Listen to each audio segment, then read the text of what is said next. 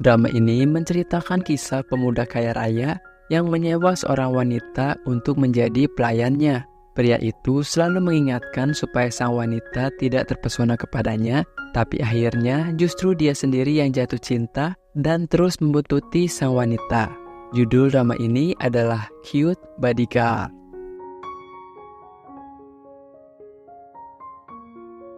Seorang wanita bernama Jingjing akan menemui pria yang ia cintai. Supaya lebih mempesona, Jingjing kemudian memakai lipstik di depan sebuah kaca mobil. Ternyata, di dalamnya berisi seorang laki-laki yang mau keluar tapi terhalang oleh Jingjing. Akhirnya, mobil itu langsung bergerak maju. Seorang laki-laki kemudian muncul. Dia adalah Gurong, pewaris tunggal perusahaan keluarganya. Setelah Gurong keluar dari mobil, beberapa wanita yang sedang berlari tidak sengaja menyenggolnya, sehingga ia terjatuh ke arah Jingjing. Awalnya semua baik-baik saja, tapi kejadian itu membuat benang pakaian Jingjing menyangkut di tubuh Gurong yang membuatnya berteriak-teriak. Gurong mengabaikan Jingjing dan terus berjalan karena tidak peduli. Jingjing kemudian mengejar Gurong sambil marah-marah. Sudah seperti itu, Gurong tetap tidak peduli. Karena pakaiannya rusak, Jingjing jadi malu menemui pujaan hatinya. Ia pun memilih bersembunyi. Sebagai gantinya, Jingjing membeli sebuah buku yang baru diterbitkan oleh pujaan hatinya itu. Baru saja suasana hatinya membaik, seseorang tiba-tiba menabrak Jingjing sampai bukunya terjatuh. Jingjing jadi makin kesal saat melihat orang yang menabraknya ternyata adalah Gurong. Tidak lama kemudian, segerombol karyawan datang untuk menangkap Gurong. Para karyawan itu disuruh oleh kakek Gurong sendiri. Alasannya, karena Gurong tidak mau mengurus perusahaan keluarganya. Saat melihat Gurong akan ditangkap, Jingjing membantunya dengan menghajar semua gerombolan itu. Salah satu dari mereka terluka sampai berdarah. Jingjing yang memiliki fobia darah akhirnya langsung pingsan. Gurong kemudian membawanya ke rumah sakit. Saat tersadar, Jingjing salah paham melihat tangan Gurong yang sedang menyelimutinya. Ia langsung berteriak sambil memukul ke arah Gurong. Tapi yang terkena pukulan itu justru asisten Gurong yang tidak tahu apa-apa. Setelah itu mereka berpisah. Gurong berdiskusi dengan asistennya mengenai Jingjing lalu berencana untuk menyewa dia sebagai pengawal. Karena menurutnya bela diri Jingjing lumayan mantap. Selain itu, diketahui bahwa Gurong memiliki fobia sentuhan. Tapi anehnya, saat ia memegang Jingjing tidak terjadi apa-apa pada tubuhnya. Keesokan harinya, mereka melakukan perjalanan ke rumah Jingjing. Daerah itu dekat sebuah pasar yang ramai dan berantakan. Kaki Gurong hampir terkena siraman air, ditambah lagi dengan pemandangan jemuran pakaian dalam. Sepanjang jalan, asistennya terus berkata-kata seolah dirinya bijak sambil memperlihatkan bingkisan. Tapi kenyataannya, saat tiba di rumah Jingjing, mereka berdua langsung diusir. Kebetulan di sana, sudah ada anak buah kakek Gurong yang siap menangkapnya. Terpaksa, Gurong pun menyelinap ke rumah Jingjing untuk bersembunyi. Saat itu, Jingjing yang sedang keramas meminta ibunya menyiramkan air. Jingjing mengira kalau Gurong adalah ibunya. Mau tidak mau, Gurong pun membantu Jingjing supaya tidak ketahuan. Setelah selesai keramas, Jingjing terkejut melihat Gurong ada di sana, sampai akhirnya ia terpeleset. Orang tua Jingjing kemudian muncul. Mereka lebih kaget lagi melihat pemandangan di depannya. Jingjing dan ayahnya terus mengata-ngatai Gurong. Ibu Jingjing meminta penjelasan mengapa ia datang ke rumahnya. Gurong berkata terus terang mau menyewa Jingjing sebagai pengawal pribadi. Ia bersedia membayar mahal, bahkan langsung bayar di muka jika diperlukan. Ayah Jingjing kurang setuju karena Jingjing seorang perempuan. Gurong tahu kalau orang tua Jingjing mungkin akan khawatir. Ia lalu berkata tidak masalah jika Gurong sendiri yang pindah ke rumah itu. Jingjing langsung kaget dan meminta ibunya untuk menolak tawaran Gurong. Tapi keluarga Jingjing memang sedang membutuhkan uang. Mereka kemudian membahas perjanjian kontrak. Jingjing terus mempertanyakan hal-hal yang aneh, sedangkan ayahnya sudah bersiap-siap mengeluarkan pedang. Mereka pun akhirnya setuju. Namun ada masalah baru. Semua kartu milik Gurong rupanya diblokir oleh kakeknya. Ia mencoba menelpon asistennya, tapi tidak diangkat juga. Melihat Gurong kebingungan, Jingjing dengan puas mempersilahkan Gurong untuk keluar dari rumahnya. Namun, Gurong tidak kehabisan akal. Ia memberikan jam tangannya sebagai jaminan. Harga jam tangan itu sangat mahal. Kelakuan orang tua Jingjing yang norak membuatnya jadi sangat malu. Gurong akhirnya resmi tinggal di rumah Jingjing. Kebetulan saat itu hari sudah malam. Mau tidak mau, Jingjing mulai melayani Gurong. Ia menyiapkan sikat gigi baru. Gurong kebingungan karena odolnya sudah habis. Jingjing lalu menunjukkan rahasia menggunakan odol yang hemat. Ia menggulung-gulung pasta gigi itu sampai odolnya keluar. Gurong hanya bisa menghela napas karena baru pertama kali melihat hal seperti itu. Meski begitu, ia tetap mencoba trik yang dilakukan oleh Jingjing. Tapi sayangnya, ia masih belum mahir. Jingjing pun mencoba membantu Gurong. Namun hal itu malah membuat odolnya terpental ke kaca. Ia kemudian mengambil odol itu dan memberikannya pada Gurong. Seketika, Gurong langsung kehilangan mood menggosok gigi.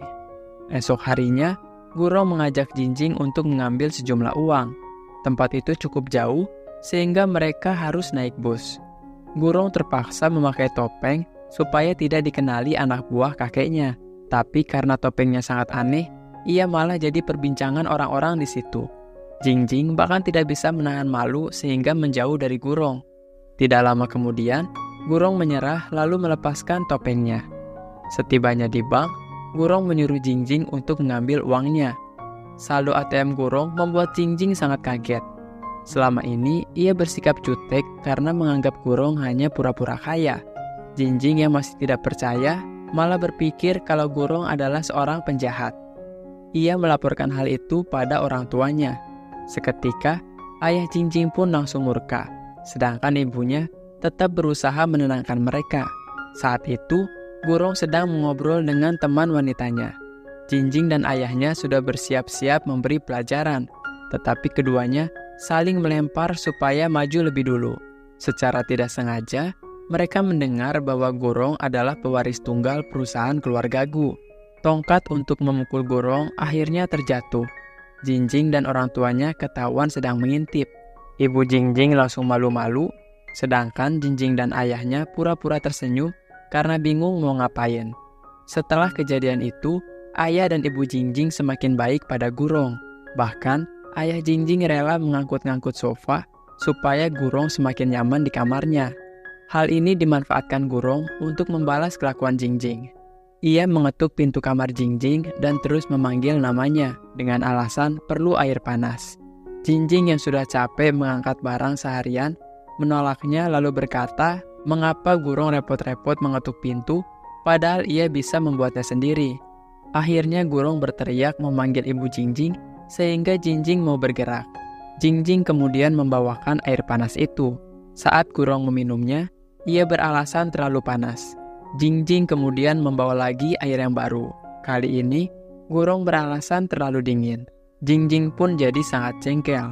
Ia membawa lagi air yang baru, lalu berkata airnya sudah diukur dengan termometer. Tujuannya, supaya Gurong berhenti membuat alasan. Keesokan harinya, pujaan hati Jingjing datang ke rumahnya. Dia bernama Hanran, seorang penulis buku yang sedang naik daun sekaligus senior Jingjing. Tiba-tiba saja perilaku Jingjing berubah total. Ia jadi sangat lembut sampai-sampai Gurong merasa jijik. Jingjing terlalu asik mengobrol sampai Gurong dicuekin. Tidak terima dengan kelakuan Jingjing, kali ini Gurong memasang speaker dan mic supaya bisa memanggil Jingjing terus-menerus. Kelakuan Gurong membuat Jingjing sangat kesal. Pada hari berikutnya, Gurong akan pergi ke sebuah museum seni. Ia membawa Jingjing untuk menemaninya. Nasib malang menimpa Jingjing. Secara tidak sengaja, ia menghancurkan sebuah patung yang sangat mahal. Pegawai di tempat itu langsung meminta Jingjing bertanggung jawab. Ditambah lagi, orang-orang mulai mengerumuni dia. Jingjing sangat kebingungan, sampai-sampai ia mau menangis. Gurong pun akhirnya menyelesaikan masalah itu dengan membeli patungnya. Setelah kejadian itu, Jingjing melayani Gurong dengan sangat baik karena merasa bersalah. Awalnya, Jingjing terharu melihat Gurong yang mau membantunya, tapi ternyata semua itu dianggap hutang oleh Gurong. Ia pun tidak jadi terharu dan sifatnya berubah lagi. Gurong kemudian menyuruh Jingjing untuk mengakui kesalahan sambil merekamnya. Sesampainya di rumah, Gurong terus menonton rekaman video itu sambil senyum-senyum. Tanpa ia sadari, dirinya mulai jatuh cinta pada Jingjing. Untuk membayar hutangnya, Jingjing mulai mencari cara untuk mendapatkan uang. Ia menipu Gurong dengan mengatakan kalau wajah Gurong sudah mulai kusam. Tujuannya untuk membawa Gurong ke salon ibunya. Di sana, Jingjing langsung melakukan perawatan untuk wajah Gurong. Ia berkata pada Gurong kalau dirinya beruntung mendapatkan diskon. Padahal, harga yang Jingjing berikan jauh lebih mahal dari harga aslinya. Gurong merasa ada yang aneh, lalu menemukan brosur harga yang dibuang Jingjing ke tong sampah. Setelah menyadari dirinya telah ditipu, Gurong memberi pelajaran pada Jingjing di rumahnya. Gurong menyuruh Jingjing untuk memijat tubuhnya. Selain itu, Gurong juga jadi sangat manja dan hanya mau makan jika disuapi oleh Jingjing. Ia sangat puas mengerjai Jingjing. Pada hari berikutnya, Jingjing kembali bertemu dengan Hanran. Kedekatan mereka berdua membuat Gurong jadi cemburu. Ia pun tidak tinggal diam. Saat Jingjing akan pergi bersama Hanran, Gurong langsung menyuruhnya membelikan kopi. Jingjing tidak berani menolak karena Gurong mengancam akan membocorkan masalah hutang sebelumnya. Mereka bertiga akhirnya sampai di rumah Jingjing. Di sana, Jingjing dan Hanran terus tertawa, sedangkan Gurong sendiri dicuekin. Karena sudah tidak tahan, Gurong langsung mengungkit masalah patung yang dirusak oleh Jingjing. Hal itu membuat Jingjing ketakutan, sehingga mulai memperhatikan Gurong lebih baik. Jingjing dan Hanran membuat janji untuk pergi jalan-jalan. Padahal Gurong tidak diajak, tapi ia malah ikut-ikutan pergi dan terus membuntuti Jingjing. Berbagai cara dilakukan Gurong untuk mengganggu keduanya. Jingjing berinisiatif untuk mengambil foto selfie dengan Hanran. Tiba-tiba, Gurong berjalan bolak-balik sehingga ia juga ikut terfoto. Jingjing sudah mulai kesal, tapi ia mencoba untuk berfoto lagi. Sesuai tebakan, Gurong mulai beraksi lagi dengan berjalan bolak-balik. Akhirnya Jingjing memutar otaknya. Ia menelpon sahabatnya untuk menemani Gurong supaya tidak mengganggu lagi. Saat itu, Jingjing mau naik sepeda dengan Hanran. Tapi sayang, usaha Jingjing gagal lagi karena ternyata baik Gurong maupun sahabatnya sama-sama tidak bisa naik sepeda. Akhirnya Jingjing terpaksa naik sepeda dengan Gurong. Malam harinya, Jingjing datang membawa buah-buahan. Tujuannya untuk meminta cuti karena mau berkencan dengan Hanran. Gurong berkata kalau dirinya sedang membaca buku, jadi tidak mau mengotori tangannya. Akhirnya Jingjing menawarkan apakah Gurong mau disuapi lagi. Jingjing benar-benar merendahkan harga dirinya. Tapi meski sudah begitu, Gurong selalu saja cari perkara. Ia mempertanyakan apakah tangan Jingjing sudah steril. Hal itu membuat Jingjing sangat jengkel. Demi rencana kencan dengan Hanran, ia harus tetap berpura-pura lembut. Gurong yang sudah tahu maksud kedatangan Jingjing, mengizinkan Jingjing untuk pergi. Awalnya, Jingjing merasa senang, tapi ekspresinya berubah lagi saat Gurong berkata kalau dirinya juga harus ikut. Mereka bertiga akan memulai perjalanan. Gurong mengingatkan Jingjing kalau dirinya adalah bos sehingga harus selalu diutamakan. Jingjing pun menjawab dengan nada yang lemas. Gurong yang tidak puas memintanya untuk menjawab lebih tulus lagi. Dalam perjalanan, Gurong melihat Jingjing tertidur dengan pulas. Ia diam-diam mengulurkan tangannya karena tidak tega melihat wajah Jingjing yang terombang-ambing. Mereka bertiga akhirnya sampai di hotel. Kebetulan, Hanran ada acara besok pagi. Jingjing pun berinisiatif untuk menyetrika bajunya. Perhatian Jingjing yang berlebihan membuat Gurong cemburu dan kesal. Saat Jingjing sedang menyetrika baju, Gurong datang ke kamarnya. Akibatnya, Jingjing sampai kelupaan sehingga baju itu malah gosong. Ia sangat panik karena takut membuat Hanran kecewa. Sepanjang hari, Jingjing terlihat lesu. Pikirannya terus tertuju pada baju Hanran yang gosong. Di sisi lain, Gurong bisa saja memanfaatkan momen ini untuk memisahkan Jingjing dengan Hanran. Tapi ia tidak melakukannya. Gurong justru menunjukkan kebesaran hatinya dengan membantu Jingjing mengirimkan alamat toko yang bisa memperbaiki baju itu. Bahkan, semua biaya perbaikan sudah ditanggung oleh Gurong. Jingjing tidak bisa berkata apa-apa selain mengucapkan terima kasih dengan tulus. Sepanjang malam, Jingjing menunggu di toko baju. Gurong yang khawatir akhirnya pergi untuk melihat kondisi Jingjing. Ia melihat Jingjing sedang tidur lalu menyelimuti dia. Tidak lama kemudian, Jingjing terbangun dari tidurnya. Saat melihat Gurong ada di situ, Jingjing mulai bingung dengan perasaannya.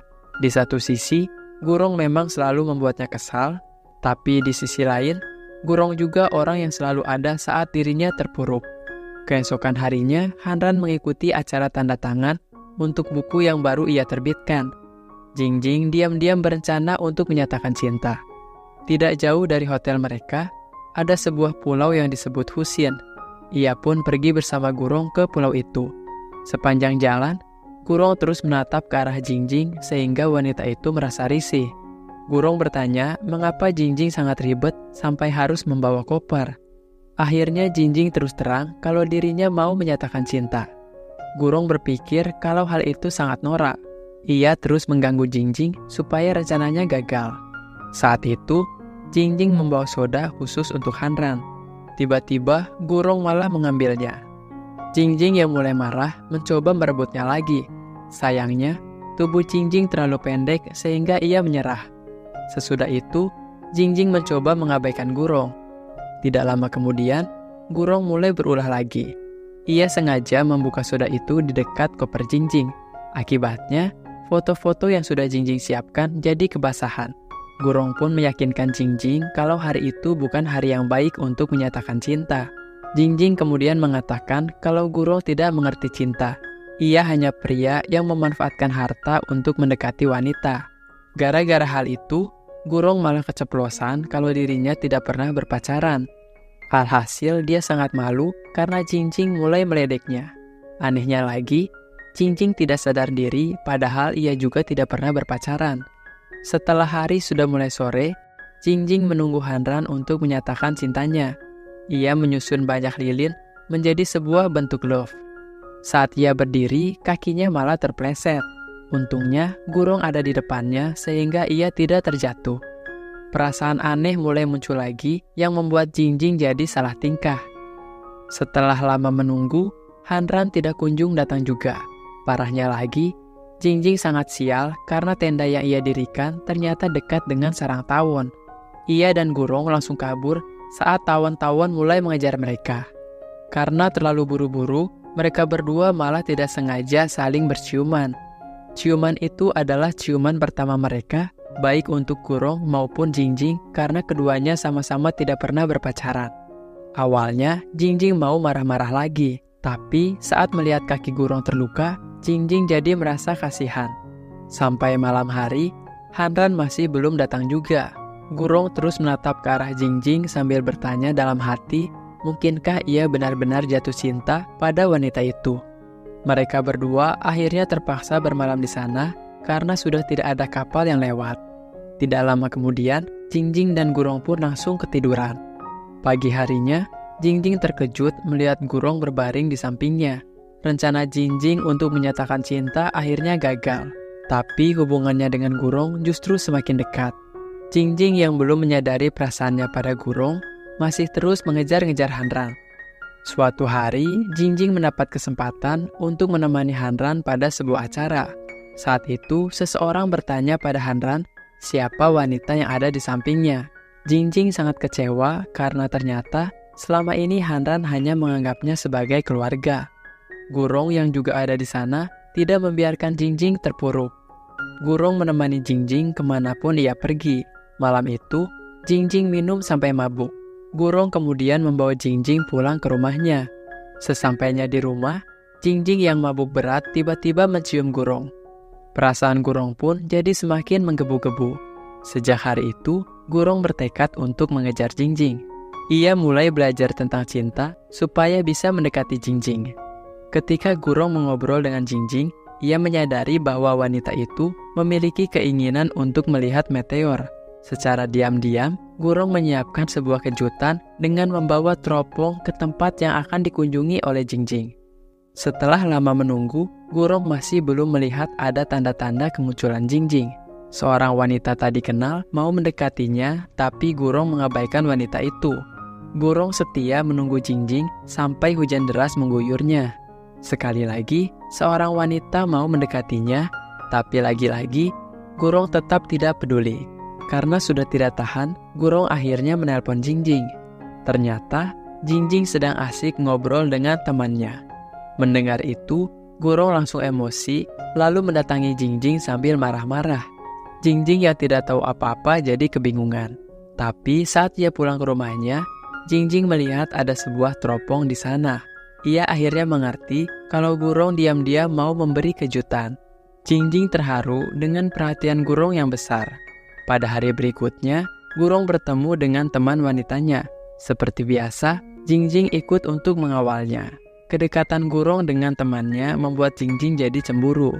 Ia akhirnya menyadari kalau dirinya juga sudah jatuh cinta pada Gurong. Jingjing kemudian membuka matanya. Ia melihat perubahan besar pada Gurong. Ternyata, demi bisa memenangkan hati Jingjing, Gurong berusaha keras membantu banyak orang di lingkungan itu. Semua orang menyapa Jingjing dan ayahnya untuk menyampaikan terima kasih pada Gurong. Bahkan, Gurong juga diam-diam membantu ayah Jingjing mempromosikan kelas bela diri yang ia buka. Jingjing tidak berbicara apapun, ia hanya menatap Gurong dengan wajah yang sedikit malu-malu. Akhirnya, Gurong menyatakan cinta pada Jingjing. Hal itu membuat Jingjing sangat galau. Ia jatuh cinta pada Gurong, tapi ia juga merasa tidak pantas untuknya. Gerombolan anak buah kakek Gurong kemudian mendatangi Jingjing. Ia dibawa menghadap kakek Gurong yang memintanya untuk membujuk cucunya itu supaya mau kembali. Jingjing pun meminta maaf karena tidak bisa melakukan itu. Akhirnya, ia malah ditahan sampai mau melakukan perintah kakek Gurong. Terpaksa, Jingjing berkelahi dengan semua anak buah kakek Gurong. Di sisi lain, orang tua Jingjing merasa cemas karena anaknya tidak bisa dihubungi. Gurong sadar kalau semua ini pasti ulah kakeknya. Ia kemudian pergi ke rumah kakeknya itu. Saat melihat Jingjing dikeroyok, Gurong pun tidak tinggal diam. Ia menghentikan mereka semua dengan menyemprotkan air. Tiba-tiba, kakek Gurong muncul lalu berusaha memisahkan Gurong dengan Jingjing. Pada saat itu, di depan kakeknya dan semua orang yang hadir, Gurong menyatakan perasaannya yang tulus pada Jingjing. Setelah mendengar semua itu, Jingjing merasa sangat terharu. Kali ini, ia tidak bisa menahan perasaannya lagi. Saat itu juga, Jingjing menerima Gurong menjadi kekasihnya, dan kisah cinta mereka pun akhirnya dimulai.